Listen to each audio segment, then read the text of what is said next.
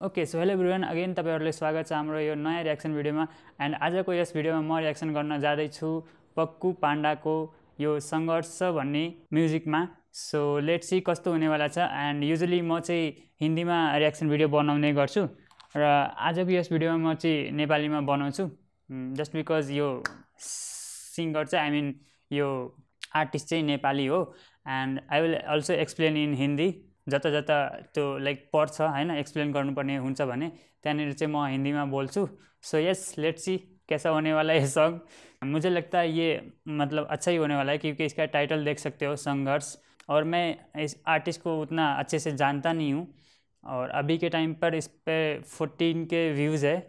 और 14 आवर हो गया है ऑलमोस्ट। चलो बिना किसी देरी के स्टार्ट करते हैं। ओके ऑडियो रिकॉर्ड्स चलो देखते हैं। संघर्ष यो चैनल को आई मीन यो वीडियो को टाइटल छ पक्कु पाण्डा। ओइ बोलाको सुनेरस तँलाई सबै गीत लेखेर मात्र हुन्छ गरेछु त गुरुको काम गर्ने आखिरमा त्यत्रो काम छ आफ्नै म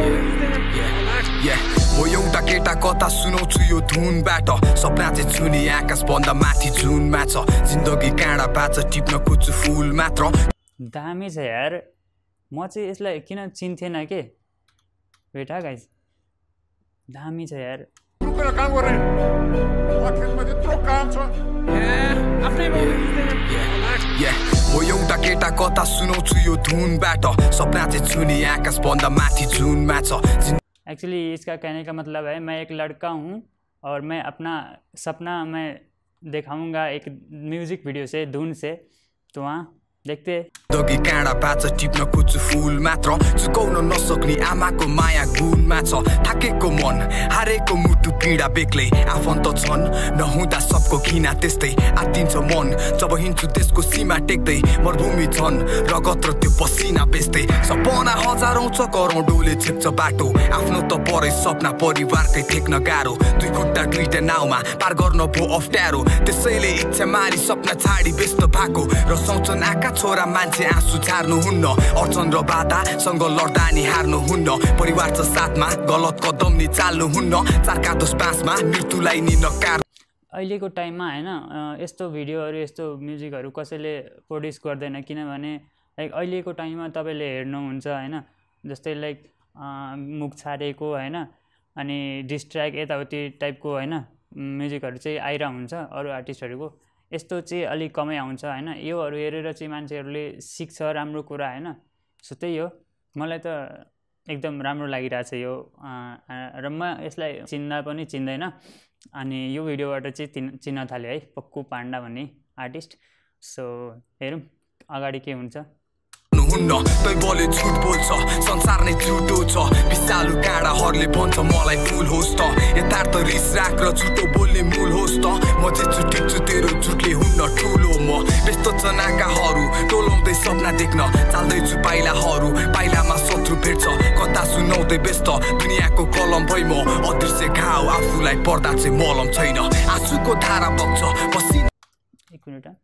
पाइलाहरू पाइलामा शत्रु भेट्छ कथा सुनाउँदै व्यस्त दुनियाँको कलम भई म अदृश्य घाउ आफूलाई पर्दा चाहिँ मलम छैन आँसुको धारा बग्छ पसिना भाडामा छ जति नै बढे नि ऋण खोजी जाने भाडा मास्न पीरले हाट छाला मात्र आफ्नै देश टाढा बाँच बुढियामा बाटो हेर्दै मेरो घरको डाँडामा छ विगत अन्ध्यारोमा थियो उदाउँछु घाम बनी प्रकाश यो जिन्दगीमा प्रकाश नाम पनि आफ्नै होस् धाम पनि आफ्नै होस् काम पनि मेरो आमा हिँड्न सक्नु सधैँ तिम्रो सान तिम्रो शिर ठाडो हुन्छ शत्रु पौमाने झुक्छ छोरा बल आफै गर्छ तिमी बस्दिनु ढुक्क तिमीलाई सब भरिपूर्ण हाम्रो सब गरिब मुक्त डाहा गर्ने छिमेकीहरूको थुतुनो नै चुप तिम्रो शिर ठाडो हुन्छ शत्रु पौमाने झुक्छ छोरा बल आफै गर्छ तिमी बस्दिनु ढुक्क तिमीलाई सब भरिपूर्ण हाम्रो सब गरिब मुक्त डाहा गर्ने छिमेकीहरूको थुतुनो नै चुप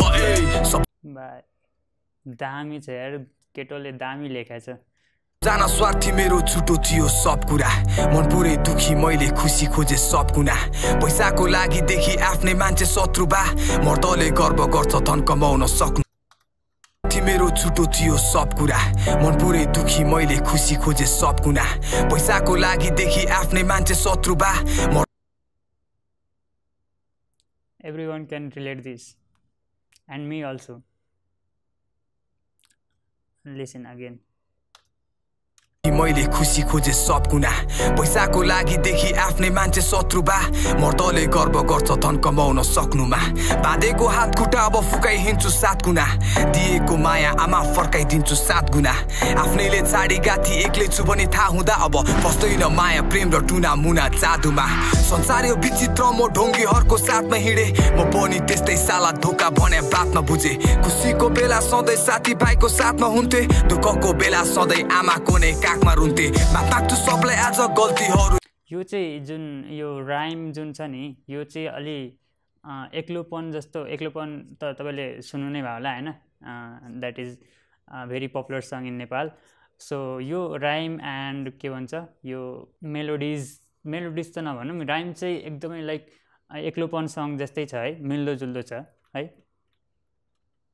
याद हुँदा विश्वास र भरोसा सब टुट्यो आफ्नै साथ हुँदा भन्नु नै छैन मलाई त्यो कुवाको भ्याग हुँदा अनि सक्दैन भन्ने मान्छेलाई म बाट फ्याक अब म प्राप्त गर्छु सफलता प्राप्त गर्नु हाम्रो नै जित हुन्छ आमा तिमी चाहिँ साथमा बस्नु शत्रुको खातमा गर्छु होच्याउने आँट नगर्नु सिकियो जिन्दगी मैले दुःखको पाकमा पर्नु आफूमा आत्मा बल्छ मुटुमा आगो बल्छ संघर्ष उज्यालो अघि कालो अँध्यारोबाट जिन्दगी थाहा बल्ल छुट्टिन्छ पाप र कर्म हाम्रो नै जित हुन्छ जितको झण्डाले साथमा बढ तिम्रो शिर ठाडो हुन्छ शत्रु पमाने झुक्छ छोरा बल आफै गर्छ तिमी बस्दिनु ढुक्क तिमीलाई सब भरिपूर्ण हाम्रो सब गरिब मुक्त डाहा गर्ने छिमेकीहरूको थुथुनो नै चुप तिम्रो शिर यो के भनिरहेछ म यो लाइन अलि बुझ्न गाह्रो भइरहेछ एक्चुअली यो हेडफोनमा के हुन्छ भने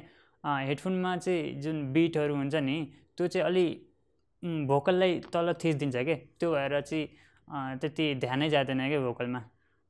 सो अनि फेरि के हुन्छ भने मोबाइलहरुमा सुन्दा चाहिँ पुरै भोकल क्लियरली आउँछ हेडफोनहरुमा चाहिँ बिटहरु बेस मतलब अलि ठुलो आवाजले आउँछ अनि भोकल चाहिँ अलि थिचेर आउँछ सो त्यही भएर अलि मतलब बुझ्न अलि गाह्रो भइरहेछ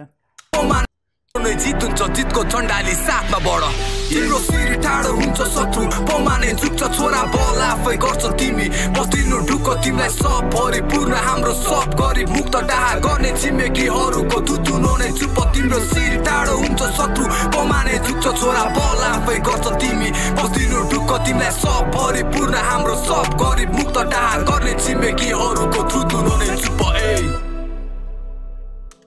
भाई छिमेकी का है तो वो मुंह बंद करना होता है यहीं तक था क्या हाँ सो